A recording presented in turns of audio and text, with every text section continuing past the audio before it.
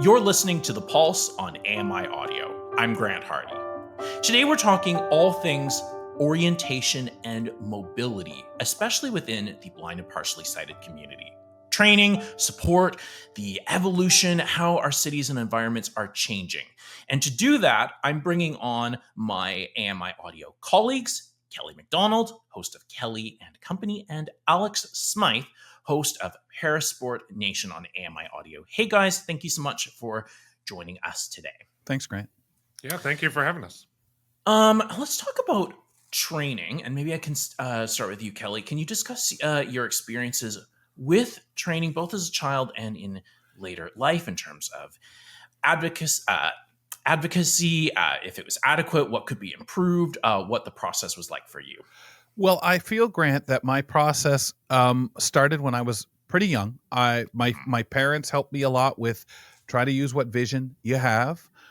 They were pretty savvy to things as what little bit of vision I had, how to kind of use it, but also to stop and listen, be respectful of other people. I had a good grounding, went to the blind school in Brantford where they introduced me to a cane. And a lot of that was getting around in a building, just using it for the indoor technique, the outdoor technique, back and forth, arc and rhythm, as we call it, when you see someone swishing. So I got to learn a lot of that, and they gave us the mandate of having to move around the campus. You had to once a week prove by reporting to a counselor that you went out and moved around. The counselors at the blind school, the residence counselors, were our actual mobility instructors. In the daytime, a lot of them doubled as that. They had that as part of their portfolio when they taught at the school.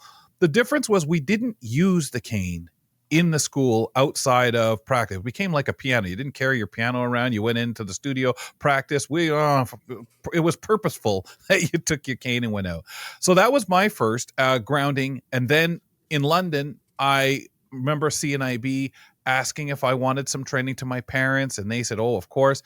I believe I was about 10 or 11. The lady came out, worked with me, went for a walk and said, well, I don't really know what I can train you with at this point. Obviously, I was a kid. I wasn't really going downtown and needing to worry too much about traffic lights. I seemed to understand how to cross without a traffic light. And as time went on, I would learn more. I would do more at the blind school, learn all the mobility I needed to for crossing. And I had a few mentors, people who would encourage me to get out, would give me directions. So I learned how to take direction from people and how different each person gave direction and how it worked for me and how I best learned routes, looked for clues so I would know where I was. I was always blessed with a very good sense of direction. People were constantly trying to trick me when I was in the car. My dad would just suddenly out of the blue say, where are we? And I would, what? You know where we are. We're here, this and that. Why are you asking me? And it took me a little while to realize he was testing. He'd look the other way and say, oh, I don't know. Knowing fully well that he was making sure his son knew the town. And for him, he was puzzled. I was blessed with a very good sense of direction and a curiosity that later I would realize was important and never to take for granted, especially as my vision declined. So I was always lucky. If I needed help, I reached out to CNIB when I was working in Toronto. And when AMI moved to the 1090 building, I remember actually Mark Rankin, who we have on our show, coming out to do a little mobility with me.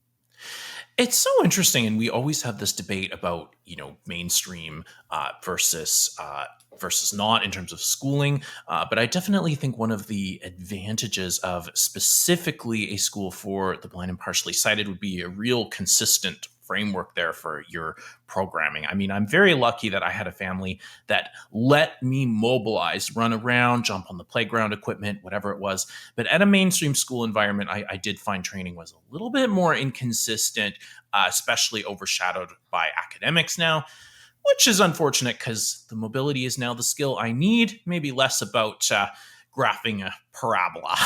Yeah. And I find that as my vision's gotten worse, but I too, like you, Grant, was very pushed into climb trees, run around, get on my bicycle, be like the other kids. And I had also kids who were 9, 10, 12 years old who were a bit ahead of their time that seemed to get it, that I needed that little extra support, but they didn't have to hold my hand. I was still picked last for sports though. Yeah. Of course, always that way. But great to have even kids thinking a little bit more about inclusion and the best ways to help.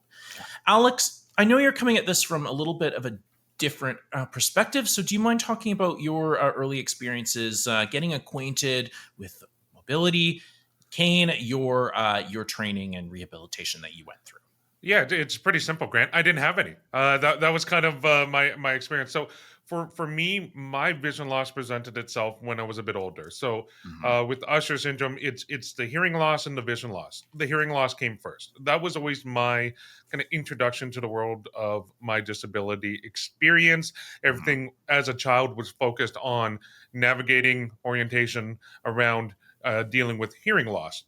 When it came to the vision loss, I really started seeing the impacts when I was around 10, 11, 12, 13. And how I would kind of identify it is I was heavily involved in Cubs, Scouts, Venturers, all that. So you're always camping out at night. You know, the lights Hmm. are very dim and few and far between. And part of Usher syndrome, it presents itself very much like RP. So a lack of night vision, a lack of peripheral vision. Basically, I learned to like understand and memorize my environments as best as I could, mimic those who I am traveling with. If I'm going on a hike with somebody, I'm going to follow behind them, and I know the path they take is one that is safe. So I'm going to follow their footsteps, their pathway. I'm seeing where they're moving, how they're stepping, and I'm going to mimic it to the best of my abilities. It doesn't always lead to success, but more times than not, that was really my adaptation, my way to kind of orientate myself around an environment. And oftentimes, when hanging out with groups and things like that, yeah, I would usually slowly find myself in the back of the pack, just knowing, okay, everyone else is going in the same direction I'm going. I don't have to be, the one in the front, the leading, and not knowing where I'm going. I can follow one or two other people. They're going to the same place. I'm gonna be okay. So that was a lot of my experience growing up, and I didn't get a cane until I was in my 20s when I really felt okay. My vision got to the point I really need to have it in my back pocket in a case of Hmm. an emergency, in case where I'm just in a space that I feel overwhelmed, I can't navigate, I'm getting frustrated and anxious. I can pull that out, have that security blanket. But in terms of formal training, the only one I've ever had with a cane came when we were actually doing a segment for AMI this week. So you don't you know how deep those shoots are. 2 hours with one Mm. person, getting different angles of the same, like three different scenes, and that's it. So So you had 12 very limited. lessons. Yes, exactly. But on only three subjects and on Yeah. only three very specific parts around 1090 Don Mills Road. So definitely more I could learn, but I think because I still have in my mind a strong enough percentage of my sight when it comes to direct vision. Yes, it's tunnel vision. It's very narrow, but I can still look around. I can still kind of put together where I'm trying to get through.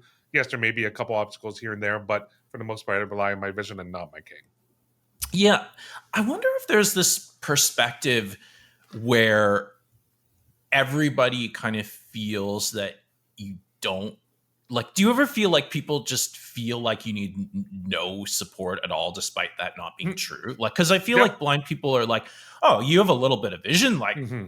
you're fine, and sighted people might be like, why are you, getting too close to me or running into me? You should be able Yeah. to see. Like, do you find people don't include you in their idea of mobility and accessibility?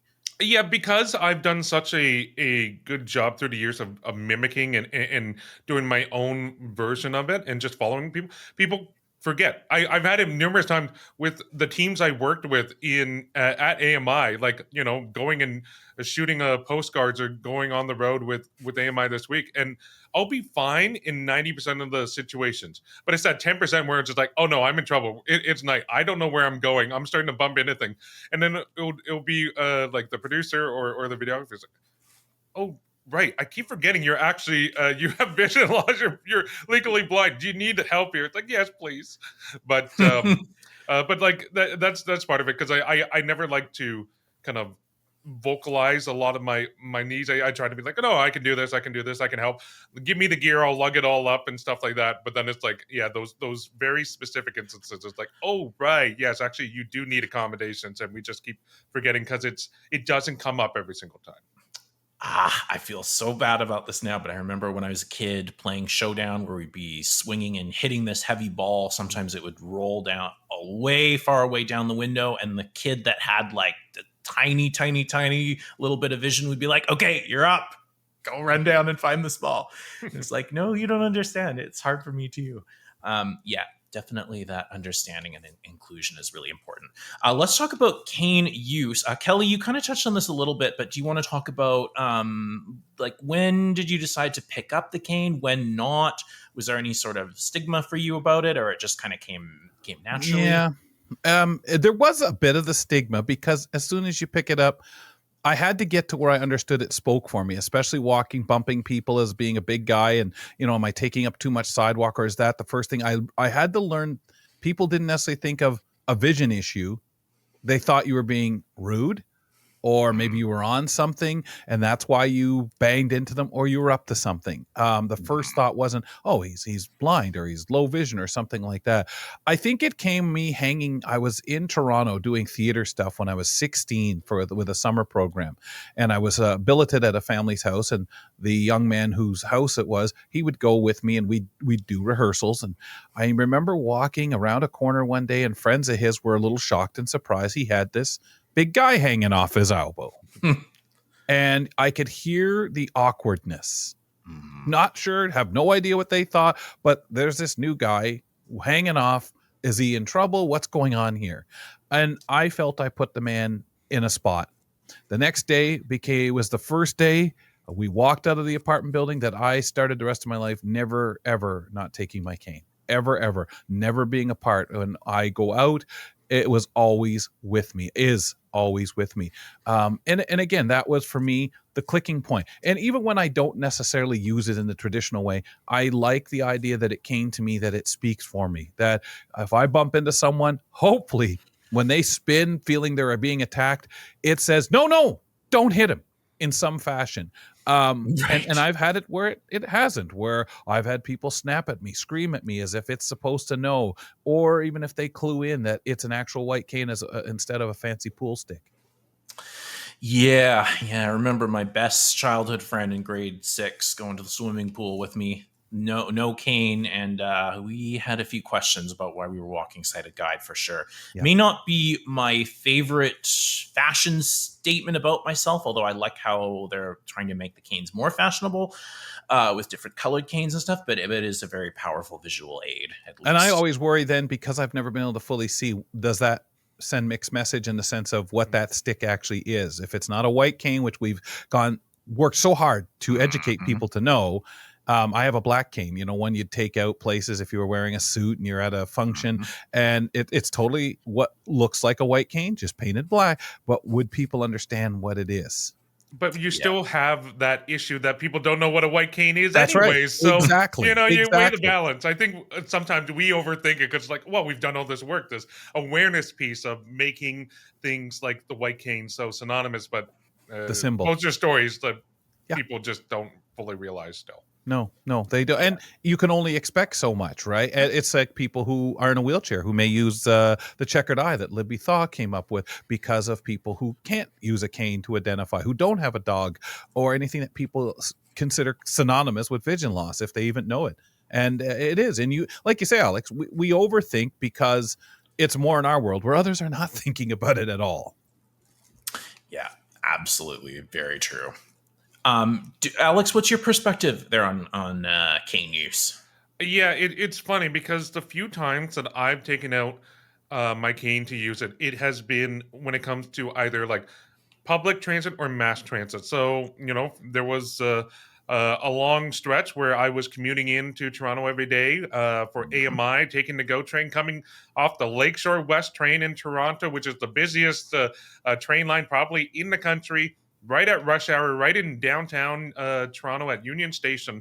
It's flooded with people going every which way, all these different directions. People are in a hurry. They're already late for work. They're frustrated starting the day.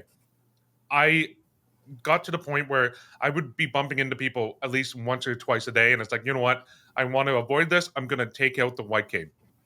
I thought this was going to alleviate, getting bumped into and stuff. No, it is honestly. Anytime I've used it, it's like a magnet because Yes. I change the way I approach things. I walk. I usually when I don't have a cane, I walk very defensively. I try to avoid. I'm Mm. slower. I give people wide berths. With the cane, it's like, well, I'm walking straight. I see what I see. I can see right ahead of me. It's a clear path. The cane's not hitting anything. If someone's going to cut me off, well, I have the cane to identify. Every single time I've used a cane, I've gotten walked into or bumped at least 3 times, and Yep. people are still kind of dumbstruck when they do walk into me. The airport at Pearson was probably the worst one. I think I had 5 people just trying to get from the bag drop into security lineup. At least when you get to security, they see the white cane, they recognize it, but other people in the airport, no, not a chance. You're getting bumped into constantly. So I think it's more a testament to those mass transit areas. People are just in their own little worlds, Yep. and they're just really not paying attention. They're looking at other things. It's funny when No. someone jumps over it, right? At the last moment, they're Oh, crossing your yes. path, and they would do the same to somebody else. This is what I've had to say to people. Guys, remember, they do the same to other people, but people are so used to slowing down that little bit while they get cut off and cutting somebody a dirty look or whatever it might be, and they move on with their day.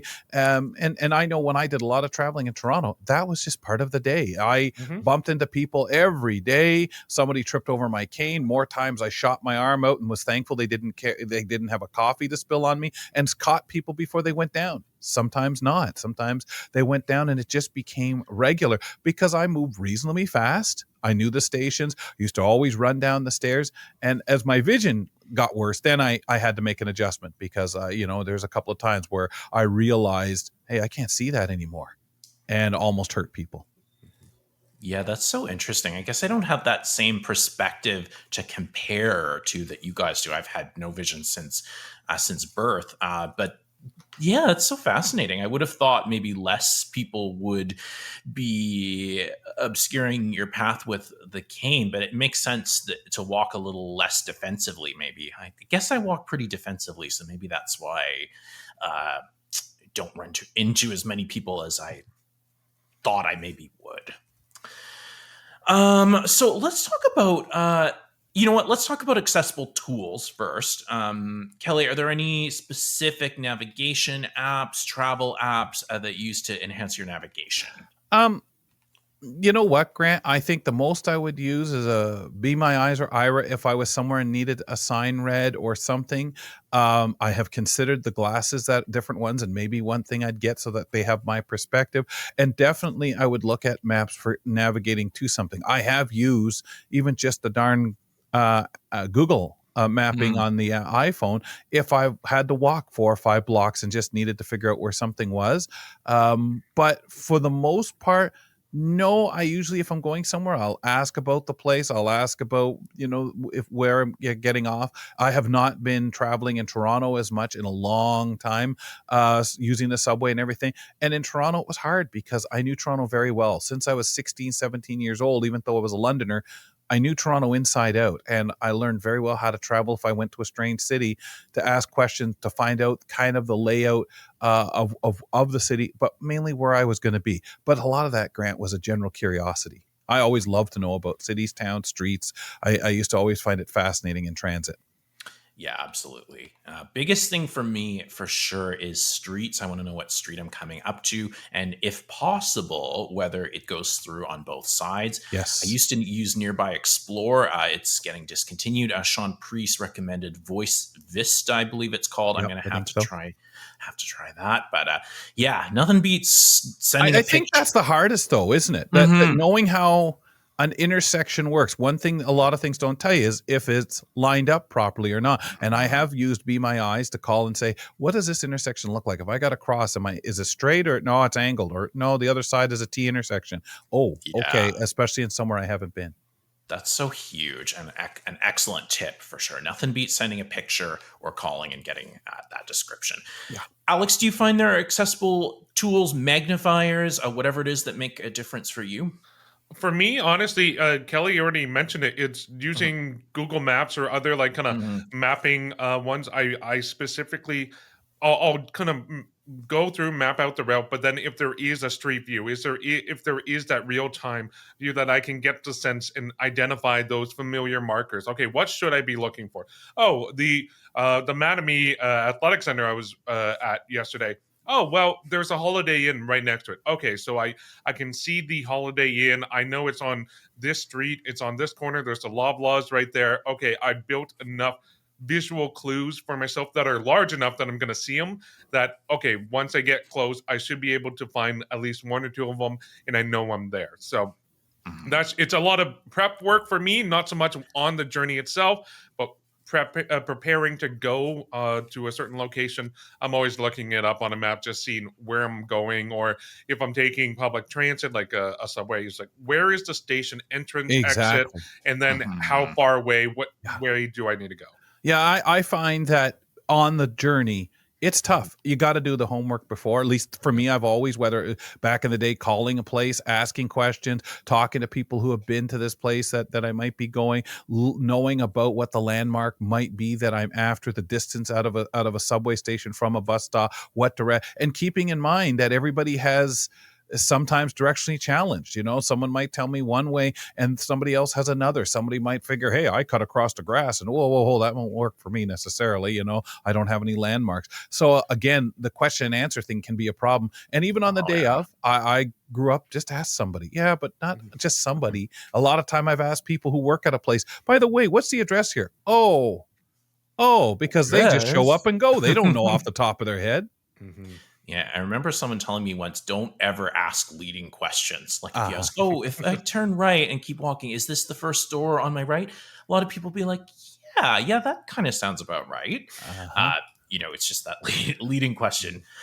I want to make sure we get into this part, which is the safety of the environment and how the environment can be changed. So, just a question for each of you on this. First of all, Kelly, we have so much like accessible tools and stuff, but we also have these things we're still trying to come to grips with, like these bike lanes, these bus stops where you have to cross a lane to get to it.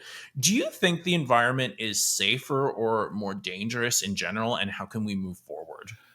I don't want to say it's more dangerous because these things all existed. There are more tools to help us with some of these things, especially crossings. So overall, I think safer. However, busier, and we are adopting things, more of the circles for driving, a lot more of the cross. I mean, in Toronto, people here in London will go on about crossing to get, to a bus stop because of the bike lane. But in Toronto, you're doing that because of streetcars. So you learn how to kind of get the courage about doing it. So I find it sometimes hard for me to answer this because I think years ago, there wasn't anything. You cross streets with traffic. You learn direction by stopping somebody or counting doorways and things like that. So there are a lot of tools, whether you want to use them or not, or maybe just use one of them, that have eliminated some of that stuff. And for people who are getting to know how to travel, that's all they know.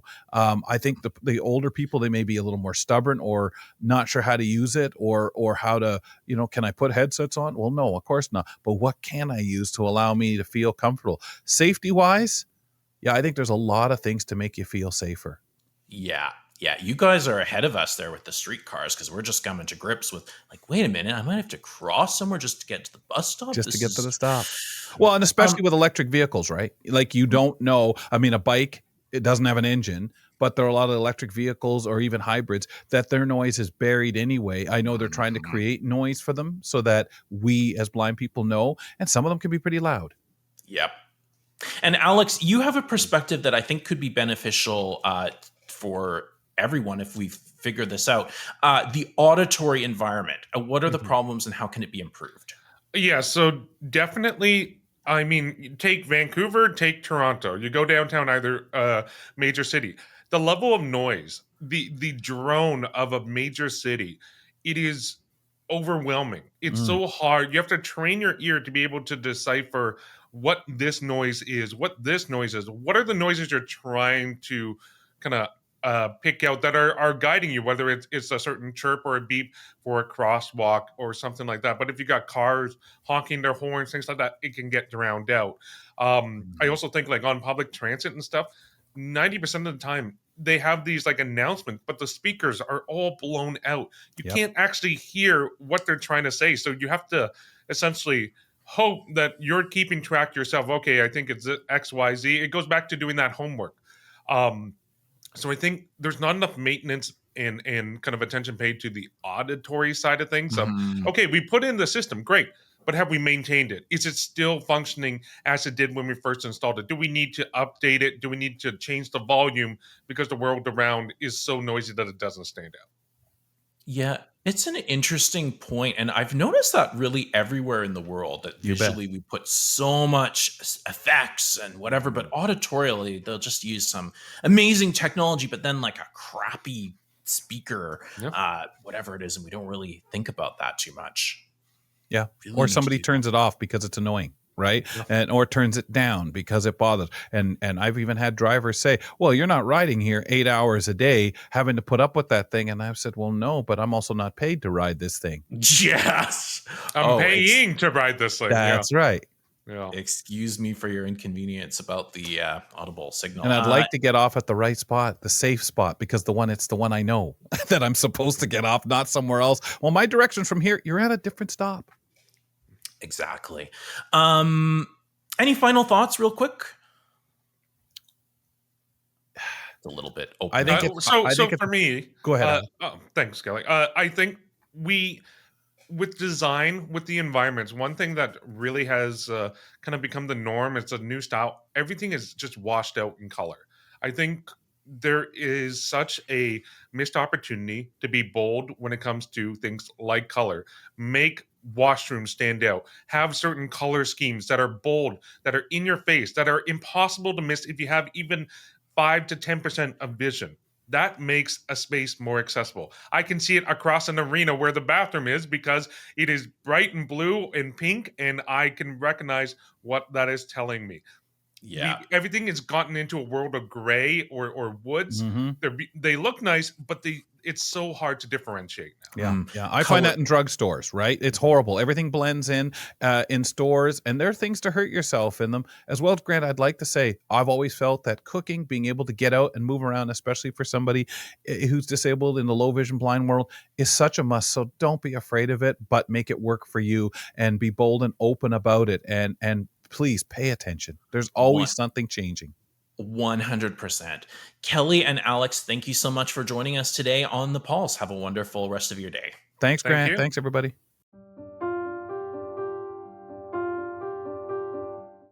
Thanks so much to my colleagues Kelly MacDonald, host of Kelly and Company, and Alex Smyth, host of Parasport Nation, for joining us today on The Pulse.